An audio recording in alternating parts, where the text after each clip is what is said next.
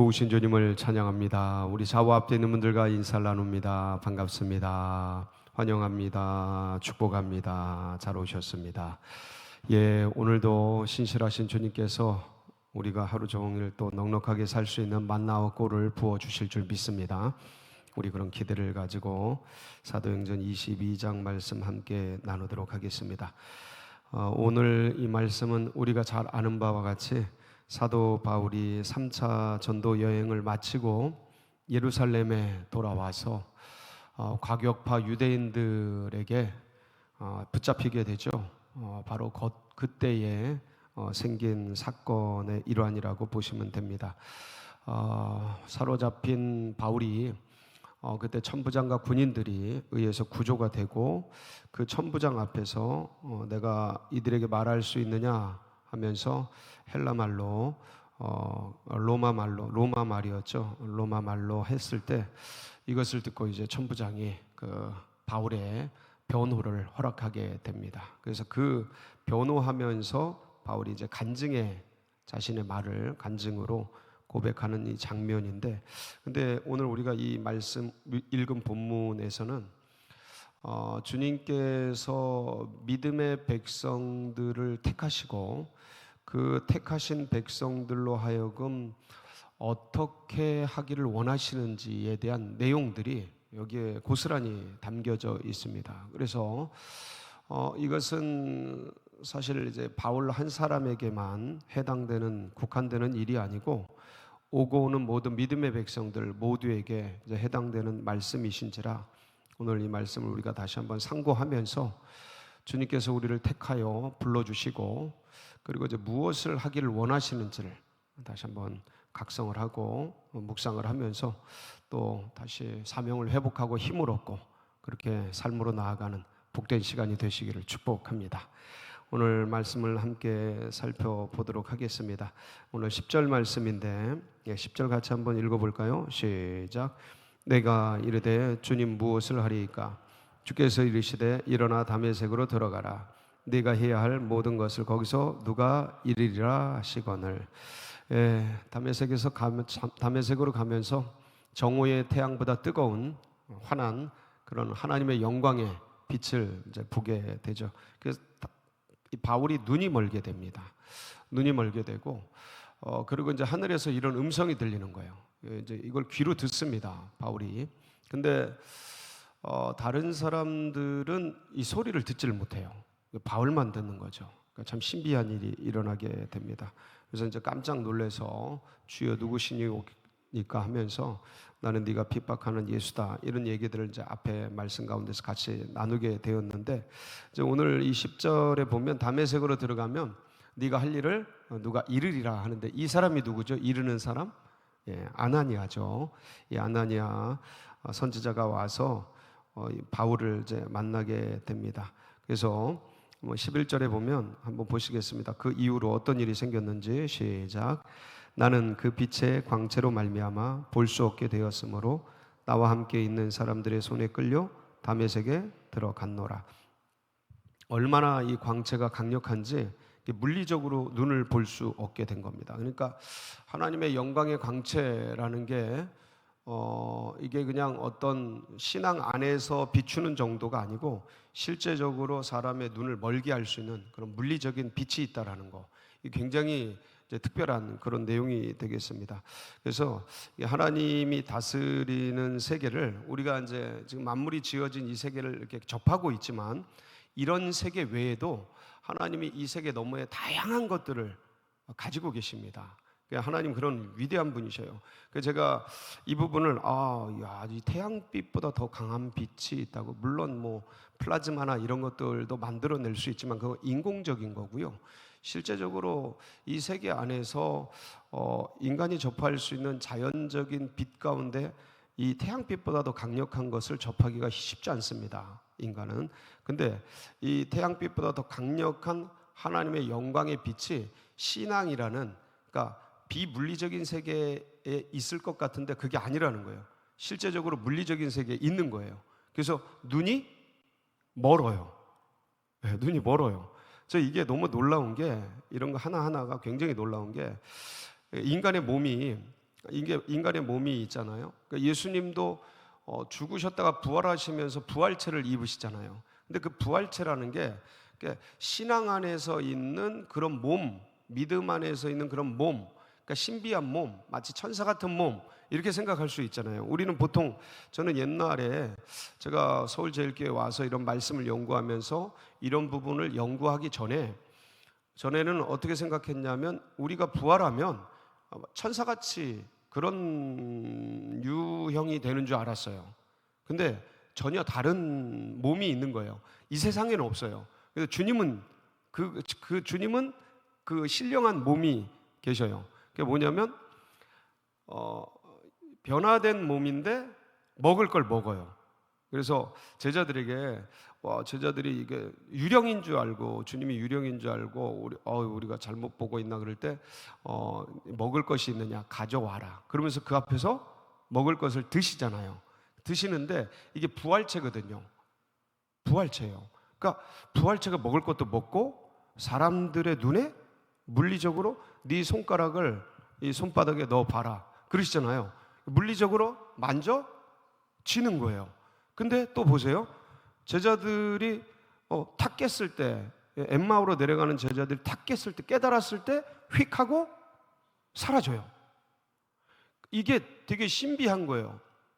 물론 이제 아직 우리가 과학이 이 주님께 아마 이걸 못할 겁니다. 그러니까 있는데 없고 없는데 있는 여기 신령한 몸이에요. 이거를 우리에게 덧입혀 주시겠다라는 거예요. 나중에 이 썩을 몸은 떠나가고 썩지 아니할 몸을 입혀 주셔요.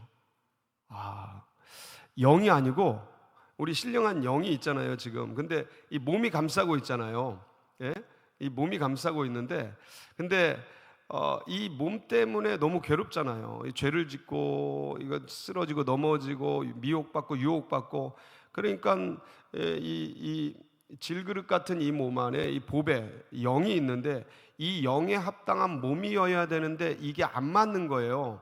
근데 이 시간들을 통해서 우리의 이 죄악됨을 더 깊이 깨닫고 하나님의 은혜가 얼마인가를 더 알게 되는데, 거저 주신 이 영의 부활이 얼마나 위대하고 이 복음의 능력이 얼마나 신비로운지를 이 시간을 통해서 절절하게 이제 깨닫게 되는데, 문제는 뭐냐면 이거는 이제 100년 뒤면 없어지는데 영은 영원하잖아요. 그러니까 영원한 영에 맞는 몸을 힘입는데, 이게 덧입는데, 그게 뭐냐면, 그래서 우리가 죽음이라는 과정을 거치는데, 이 육체의 몸이 죽으면 썩어질 것은 썩고 썩지 아니할 신령한 몸을 덧입습니다. 근데 이거는 이 세상에 없어요. 아주 신비하죠. 이런 빛 같은 거예요. 영광의 빛. 이 세상에 없잖아요. 근데 물리적으로 존재하잖아요. 신기하죠. 저는 이거 보면서 아주 그런 신기한 것을 느꼈는데, 바울이 그걸 본 거예요. 눈이 멀고, 그래서 끌려서 다메섹으로 이제 들어가게 됩니다. 근데 12절 한번 볼까요? 12절 시작. 율법에 따라 경건한 사람으로 거기 사는 모든 유대인들에게 칭찬을 듣는 아나니아라 하느니가. 이제 아나니아에 대한 소개가 나옵니다. 근데 아나니아가 어떤 사람이에요?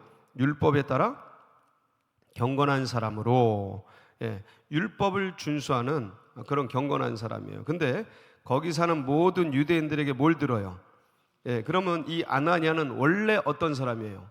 독실한 유대인이에요. 유대교 신자예요. 그러다가 누굴 만난 거예요? 예수님을 만난 거예요. 그러니까 독실한 율법을 따라 그렇게 경건하게 살던 독실한 유대교 신자였던 아나니아가 예수님을 만나고 복음의 세계로 들어오게 된 거죠. 저는 이게 이제 타 종교에 있다가 불신자였다가, 우린 모두가 불신자였다가 이제 신자로 들어왔잖아요. 그래서 타 종교에 있다가 믿음의 세계로 들어온 그런 분들도 이제 계시는데, 저는 그런 어떤 이런 신실함이 있어야 된다고 봐요. 그러니까 어디에 있든 간에 신실함이 있어야 된다. 그러니까 이 아나니아가 쓰임 받는 이유가 뭐냐? 신실해서 그래요. 성실하고 근면하고 신실하고. 그래서 세상에서도 어떤 인정받는 사람들을 보면 항상 부지런하고 성실하고 근면하고 신실한 분들, 믿음의 세계에 들어와도 참 이 부분은 변치 않는 것 같아요. 항상 보면 항상 신실하고 여러분 모두가 이런 은혜가 있기를 바랍니다. 그래서 하나님 앞에 쓰임 받고 이 아나니아가 이제 그렇게 해서 하나님께 쓰임 받게 되는데 13절 보면 한번 보실까요? 13절 시작. 내가 와 곁에 서서 말하되 형제 사울아 다시 보라 하거늘 즉시 그를 쳐다보았노라. 예, 바울 곁에 와서 다시 보라 하니까 이제 보게 되잖아요. 하나님의 능력이죠. 하나님의 은혜고, 그래서 이렇게 사명을 가지고 또 이렇게 바울을 만나는 아나니아도 참 대단한 분이에요. 은혜로운 분이고, 그래서 우리도 이런 사명을 감당하면 얼마나 좋을까. 근데 이제 여기서 14절이 오늘 이제 핵심 말씀입니다. 핵심 말씀 한번 보실까요? 14절, 15절 같이 읽을게요. 시작. 그가 또 이르되 우리 조상들의 하나님이 너를 택하여 너로 하여금 자기 뜻을 알게 하시며 그 의인을 보게 하시고 그 입에서 나오는 음성을 듣게 하셨으니 네가 그를 위하여 모든 사람 앞에서 네가 보고 들은 것의 증인이 되리라. 주님께서 이 바울을 택하시고 부르신 그 처음부터 끝까지, 그러니까 이유까지, 목적까지에 대한 내용들이 여기 다 담겨져 있습니다. 14절 내용을 한번 곱씹어 보면 그가 또 이르되 우리 조상들의 하나님이, 이 전능하신 하나님을 말씀하고 있는 것이죠. 너를 택하여. 자, 하나님이 누구를 택했어요? 바울을 택한 거예요. 자, 하나님이 바울을 택했는데 이것은, 자 보세요. 하나님이 바울을 택한 하나님이 또 누구를 택했어요? 우리를 택한 거 맞습니까? 이게 똑같은 거예요. 이제부터 이제 똑같이 들어가는 거예요. 하나님이 바울을 택하듯이 하나님이 누구를 택했어요? 우리를 택했어요. 자, 그것은 너로 하여금 자기 뜻을 알게 하시며, 여기서 자기 뜻은 누구예요? 자기는 누구예요? 하나님이에요. 하나님. 하나님이 택하신 이유는 하나님의 뭘 알게 하기 위해서요? 뜻을 알게 하기 위해서. 하나님이 이 세상을 향한, 온 인류를 향한, 너를 향한, 내 이웃을 향한, 네 가족을 향한, 이 교회를 향한, 셀을 향한, 이 모든 것들 하나님의 뜻을 알게 하시려고 첫 번째 우리를 부르신 거예요. 두 번째는 뭐예요? 그 의인을 보게 하시고. 자, 여기서 그 의인은 누구예요? 예수 그리스도죠. 예, 그 의인, 여기서 말하는 의인은 뭐 문맥적으로 틀림없이 예수 그리스도가 맞습니다. 그래서 예수 그리스도를 보게 하시고, 자, 그래서 바울이 결국 누구를 만나요? 예수님을 만나요. 자, 하나님이 바울을 택하셨습니다. 그래서 하나님의 뜻을 알게 하시는데 그 뜻의 핵심은 뭐냐면, 뭐 만물을 지으신 이가 누군지, 내가 인생을 살아가야 되는 이유가 뭔지, 이 모든 것을 알게, 하나님의 뜻을 알게 하시려고 하는데, 이 모든 하나님의 수백 가지의 뜻의 핵심은 뭐냐면 누굴 보게 하는 거예요? 예수? 예수를 만나면 누굴 만나는 거예요? 하나님을 만나는 거야. 그럼 예수님의 뜻을 따르면 누구의 뜻을 따르는 거예요? 그거예요. 왜냐하면 예수님은 보이지 않는 하나님의 보이는 하나님이시니까. 바로 그거예요. 그래서 하나님의 모든 뜻은 아들 예수 그리스도를 통해 구현됐어요. 그래서 하나님을 만나길 원하십니까? 예수님을 만나면 돼요. 하나님을 보길 원하십니까? 누굴 보면 돼요? 그래서 이제 주님 그 의인을 보게 하시는 거예요. 우리도 똑같아요. 그러니까 하나님은 원래 죄 지은 인간이 하나님을 감지를 못해요. 알지를 못해요. 만나질 못해요. 죽어요. 그러니까 이 모든, 이미 죽어버렸는데 뭐 어떻게 하나님을 봐요? 그래서 그 죽어버린 존재가 하나님을 만날 수 있는 길이 뭐냐면, 그래서 내가 곧 길이 되시는 거예요. 진리가 되고 생명이 되시는 거예요. 그래서 보이지 않는 하나님이 보이는 하나님으로 나타나신 분이 예수님이다. 그래서 주님이 뭐라고 그러시냐면 나를 본 자는 아버지를 보았노라. 나를 본 자는 아버지를 보았노라. 나와 아버지는 하나이니라. 이 얘기를 계속 하시는 거예요. 근데 이거를 이제 신성 모독죄로 이제 바울을, 이 모든 그 유대인들이 예수님을 그렇게 죽이게 되죠. 그러니까 못 알아듣는 거예요, 이거를.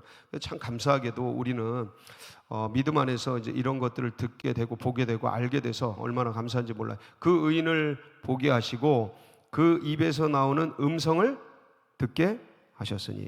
그래서 나는 네가 비박하는 예수다. 그러면서 주님께서 말씀하시죠. 그 음성을 듣죠. 그리고 그 뒤로도 계속해서 바울이 주님의 음성을 듣습니다. 여러분도 오늘도 주의 음성을 듣는 복된 시간이 되기를 바랍니다. 주님 계속해서, 주님은요 계속 말씀하셔요.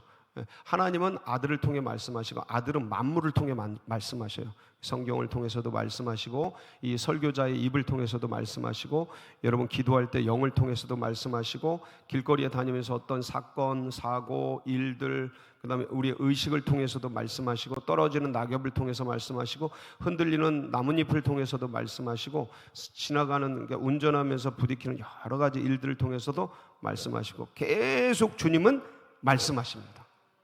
여러분 그 음성 듣기를 축복합니다. 이게 귀 있는 자는 들으라는 주님의 말씀의 뜻이에요. 자, 그런데 자 보세요. 주님께서 우리를 택해 주셨어요. 자, 예수님 만나게 해 주셨어요. 그의 음성을 듣게 해 주셨어요. 이런 이유는 뭘까요? 믿음을 주셨잖아요. 은혜를 주셨잖아요. 구원을 주셨잖아요. 생명을 주셨잖아요. 다시 볼 수 있도록 해주셨잖아요. 장님이었다가, 그러니까 비진리 속에 있다가 진리를 봤잖아요. 어둠 속에 살면 어둠이 전부인지 알잖아요. 근데 빛을 만났잖아요. 진리를 만났잖아요. 예수를 만났잖아요. 복음을 만났잖아요. 생명을 만났잖아요. 이 이유는 뭘까요? 그러니까 이걸 누리고 사는 거죠. 감사하고 기뻐하고 믿음을 가지고 천국 영생을 꿈꾸면서 하루하루를 살아가는 거죠. 근데 주님이 주신 믿음은, 주님이 주신 생명은 거기까지가 아닌 거예요. 어디까지예요? 15절 같이 읽습니다. 시작. 네가 그를 위하여 모든 사람 앞에서 네가 보고 들은 것에 뭐가 되리라? 증인이 되리라. 그러니까 이거예요, 이거.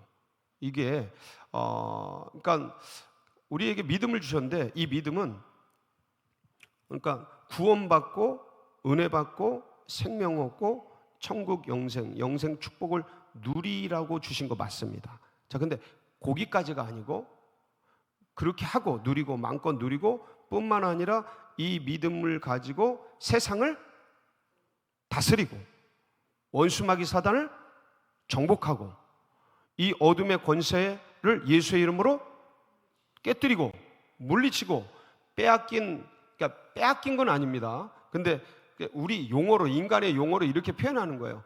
원수마귀 어둠의 세력들이 장악하고 있는 빼앗긴 이 어둠 속에 있는 세상 모든 그것들을, 정치, 경제, 사회, 문화, 그 지금 세상이 정복당하고 있잖아요. 그것들을 다시 돌이키도록 하나님의 나라가 거기 가운데 임하도록 우리를 뭐로 부르신 거예요? 증인으로, 일꾼으로 불러주신 거죠.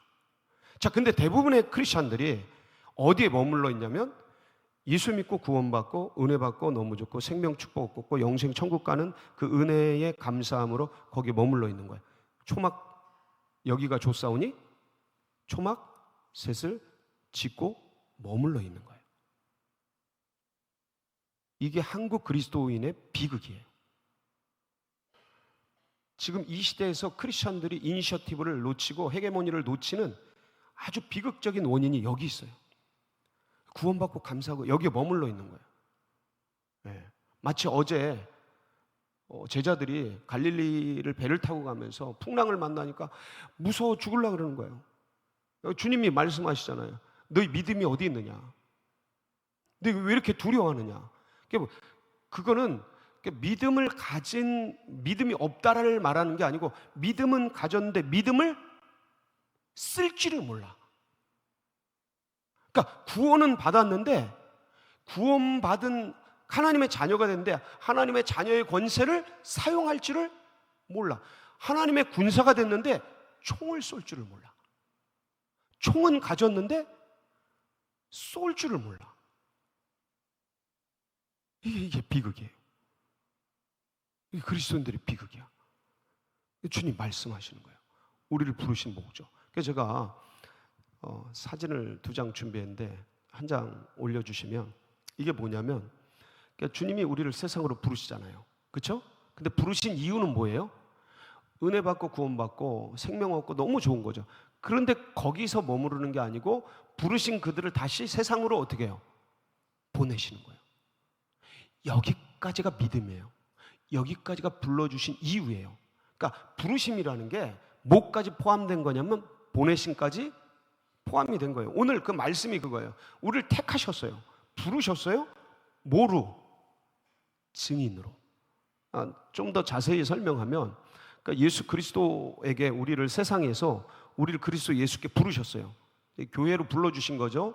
세상 밖으로 부르신 거죠. 콜링 해주신 거예요. 그래서 이 안에 영생과 구원과 은혜가 있어요. 너무 감사해요. 예, 정말 은혜롭고, 그래서 선택하시고 그렇게 해주셨어요. 근데 여기서 끝나는 게 아니라, 믿음은 여기만이 믿음이 아니라 우리를 다시 어디로, 다시 세상으로 보내시는 거죠. 증인으로 선교하라고, 전도하라고. 예? 주님의 말씀을, 살아계신 말씀을 모든 사람들에게 뭐 하라고요? 증거하라고, 일꾼으로, 사명자로 보내시는 거죠. 그래서 선교, 전도, 사명, 이렇게 이 양자가 같이 머물러져 있다라는 사실을 아나니아를 통해서 지금 아무것도 몰라요, 바울은. 근데 명백하게 말씀하고 있는 거예요. 그래서 에베소서 1장 4절에 보면 우리 주님께서 우리를 언제 부르시냐면, 시작, 곧 창세전에 그리스도 안에서 우리를 택하여 우리로 사랑 안에서 그 앞에 거룩하게 흠이 없게 하시려고. 언제 불러요? 창세전에 우리를 뭐예요? 예수 그리스도 안에서 우리를 택해 주셨어요. 아멘. 불러주신 거예요. 뭐 하려고요? 누가복음 24장 47절 48절, 이거 제자들에게 하신 말씀인데, 시작, 또 그의 이름으로 죄사함을 받게 한 회개가 예루살렘에서 시작하여 모든 족속에게 전파될 것이 기록되었으니 너희는 이 모든 일에, 이거 예수님이 직접 말씀하신 거예요. 너희는 이 모든 일에, 예, 이거예요. 그러니까 우리가 믿음의 사람인데 믿음을 쓰자. 할렐루야. 우리가 복음의 사람인데, 복음을 받았는데 복음을 쓰자. 우리가 예수의 사람인데 예수의 능력을 쓰자. 우리가 하나님의 자녀인데 하나님의 자녀의 권세를 쓰자.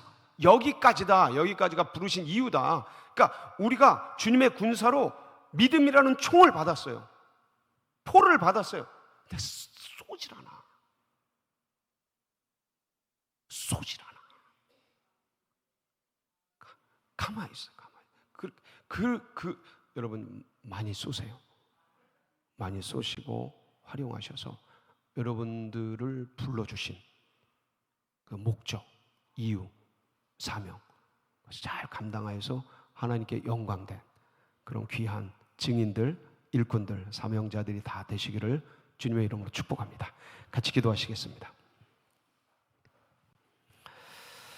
합심해서 우리가 기도할 때 특별히 우리 환우들, 또 고난받는 분들, 연로하신 분들 위해서 꼭 기도해 주시고, 그리고 교회의 여러 행사들이 이제 눈앞에 다가왔습니다. 48주년 기념 행사도 있고, 또 기간별 찬양제도 있고, 우리 장결자들 이번에 홈커밍 데이처럼 여러분들 그 잃어버린 영혼들, 장결자들 주님 앞에서 돌아오게 하는 그런 행사들을 하고 있습니다.